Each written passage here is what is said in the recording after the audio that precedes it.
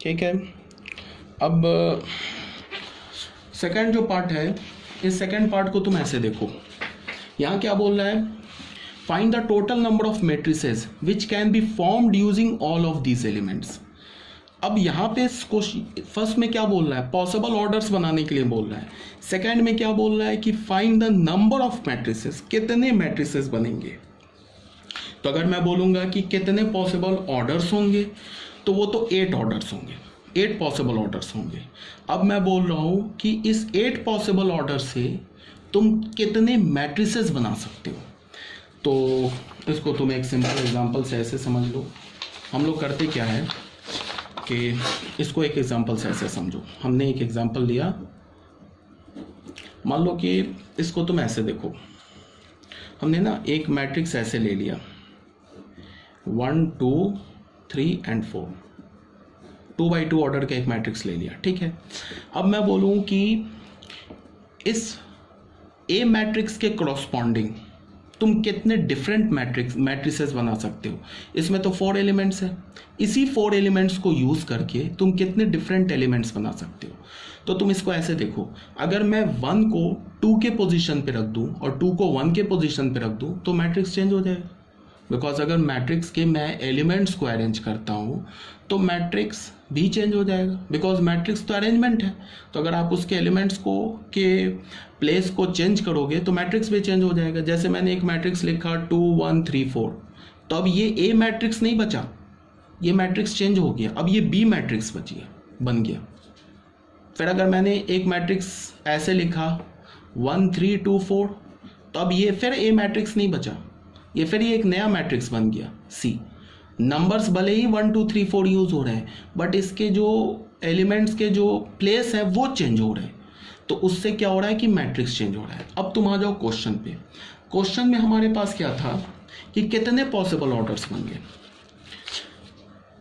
8 possible orders बन गए, matrix के 8 पॉसिबल ऑर्डर्स बन गए, ठीक है।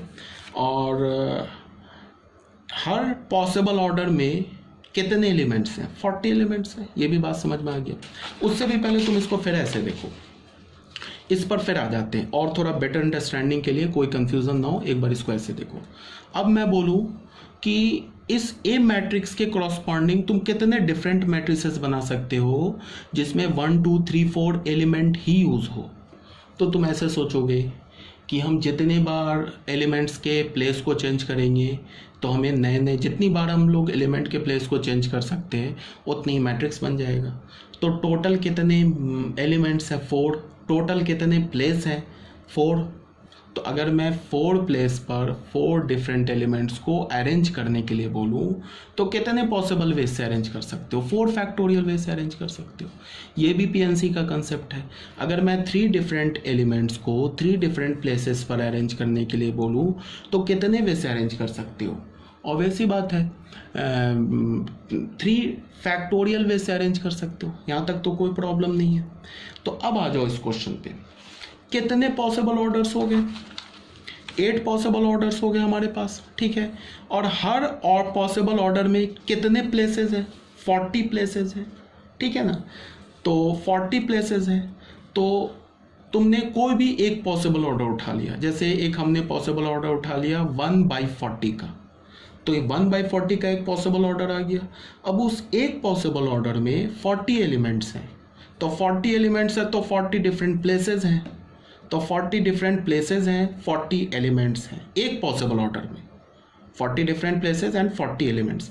अब मैं बोलूँ कि उस एक पॉसिबल ऑर्डर के करॉस्पॉन्डिंग तुम कितने डिफरेंट मैट्रिसेस बना सकते हो। तो ऑब्वियस बात है 40 फैक्टोरियल डिफरेंट मैट्रिसेस बन जाएंगे।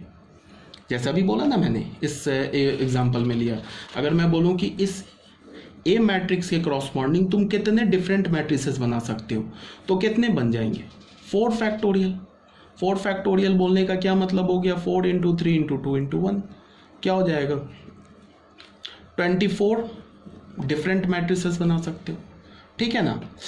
तो अब हमारे पास कितने पॉसिबल ऑर्डर्स हैं? 8 पॉसिबल ऑर्डर्स हैं। एक पॉसिबल ऑर्डर में कितने एलिमेंट्स हैं? 40। तो 40 प्लेसेस हैं, तो एक पॉसिबल ऑर्डर के करस्पॉन्डिंग कितने मैट्रिसेस बन जाएंगे? 40 फैक्टोरियल। तो 8 पॉसिबल ऑर्डर्स के करस्पॉन्डिंग कितने मैट्रिसेस बन जाएंगे? 8 इंटू 40 फैक्टोरियल। तो यहाँ पे हमारा ये आंसर हो गया, डायरेक्ट आंसर हो गया। पीएनसी का क्वेश्चन था, ये सिंपल IQ बेस्ड क्वेश्चन था। तो ये 8 इंटू 40 फैक्टोरियल, तो ये डायरेक्ट हमारा क्या हो गया? आंसर हो गया। क्लियर हो गया यहाँ तक? तो कोई प्रॉब्लम नहीं है। अब आ जाओ हमारा next topic, equality of matrices. तो अब जैसे होता क्या है कि मैट्रिक्स तो मैंने क्या बोला, is not a real number, but हम अरेंजमेंट्स को इक्वल बोल सकते हैं। कैसे इक्वल बोल सकते हैं? जैसे मैं अगर बोलूं कि 2 डिफरेंट रूम्स में ऑब्जेक्ट्स जो हैं इक्वल वे में अरेंज किया हुआ है, इक्वल वे में रखा हुआ है, इसका क्या मतलब होगा कि जैसे ही पहले रूम में ऑब्जेक्ट रखा हुआ है, सेम एग्जैक्टली दूसरे रूम में ऑब्जेक्ट रखा हुआ है, तो हम क्या बोलेंगे? दोनों अरेंजमेंट्स इक्वल है। ठीक है ना? तो हम अरेंजमेंट्स को इक्वल कर सकते हैं। ठीक है ना? तो जैसे मैट्रिक्स के केस में क्या है कि अगर मैंने बोला कि एक मैट्रिक्स हमारे पास A, जिसको हमने क्या बोला? AIJ M/N ऑर्डर का है। दूसरा मैट्रिक्स हमने बोला B, उसको क्या बोला? BIJ P क्रॉस Q का है। ठीक है? अब ये 2 मैट्रिक्स हो गए। अब इसमें हमने क्या किया कि इसको, अगर मुझे इस A मैट्रिक्स और B मैट्रिक्स को इक्वल बोलना है, ठीक है, तो क्या क्या डिफरेंट कंडीशंस होने चाहिए बिटवीन A एंड B। सबसे पहला condition, number of rows in A should be equal to number of rows in B। तो इसमें कितने रोज हैं? M रोज हैं। इसमें कितने रोज हैं? P रोज हैं। तो M should be P equal to P, जो कि यहाँ पे गिवन है। उसके बाद क्या? Number of columns in A should be equal to number of columns in B। इसमें कितने कॉलम्स हैं? इसमें कितने कॉलम्स है? Q। तो क्या होगा? N should be equal to Q, ये भी होना चाहिए।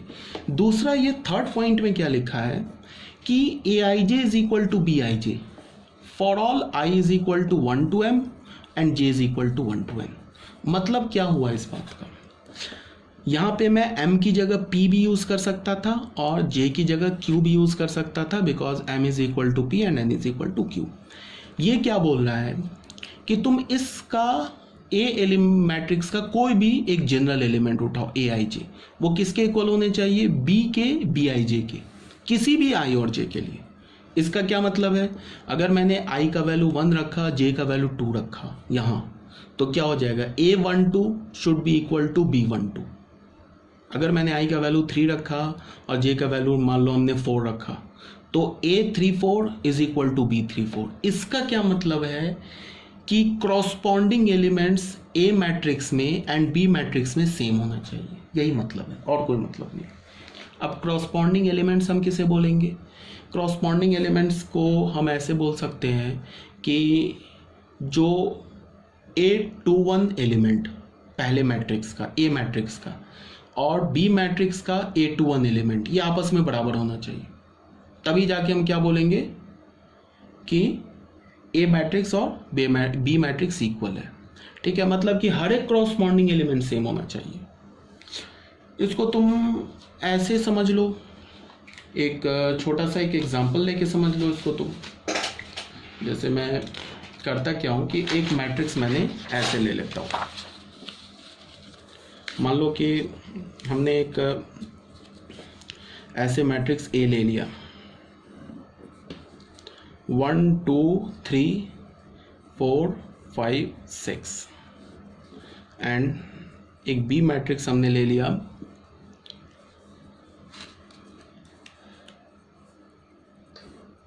1 3 2 4 5 6। अब मैं तुमसे ये क्वेश्चन पूछ रहा हूँ कि क्या A मैट्रिक्स और B मैट्रिक्स इक्वल है? ये मैं बोल रहा हूँ ट्रू और फॉल्स। ट्रू बताओ और फॉल्स बताओ।